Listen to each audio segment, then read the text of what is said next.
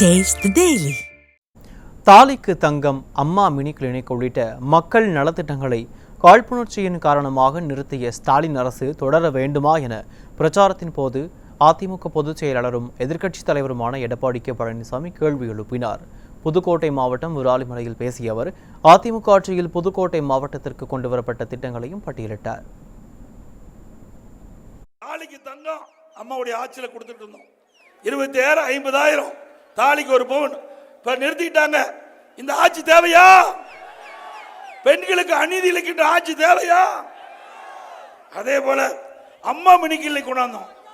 இதுல என்னங்க அரசியல் இருக்குது? 2000 அம்மா மினிக்கில்லை கொண்டாந்தோம். ஏழை எளிய அந்த மக்கள் எங்க அதிகமா வசிக்கிறாங்களோ அந்த பகுதியை தேர்ந்தெடுத்து அம்மா மினிக்கிளை கொண்டாந்தோம். ஒரு எம்பிபிஎஸ் டாக்டர், ஒரு நர்ஸ், ஒரு உதவியாளர் கொடுத்து சிறப்பா அந்த அம்மா மினிக்கிளிக்கு நடந்துகிட்டு இருந்து ஏழை மக்கள் போய் அழகா வைத்தியம் பண்ணிட்டு இருந்தாங்க. அதையும் நிறுத்தின அரசாங்கம் தொடர வேண்டுமா?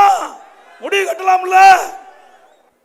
இன்றைக்கு இந்த பகுதியில் அனைத்து இந்திய அண்ணா திராவிட முன்னேற்ற கழக ஆட்சி இருக்கின்ற பொழுது 574 கோடியில் 2306 குடியிருப்புகளுக்கு தண்ணி கொடுத்தோம். பாதுகாக்கப்பட்ட குடிநீர் கொடுத்தோம். பாதுகாக்கப்பட்ட காவிரி தண்ணீர் கொடுத்தோம்.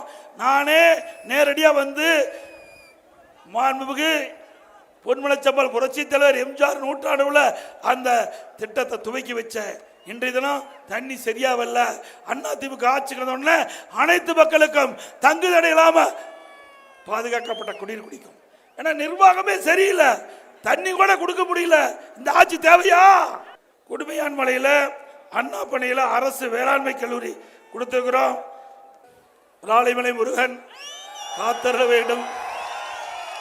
அடுத்த ஆண்டு இங்கே வருகின்ற பொழுது இந்த அனைத்து இந்திய அண்ணா திராவிட முன்னேற்ற கழக ஆட்சி மலர்ந்து உங்களை சந்திக்கின்ற பகுதியை ஆண்டவன் கொடுக்க வேண்டும் என்று கேட்டு விராலிமலையில் படிக்கிட்டு இருந்தது.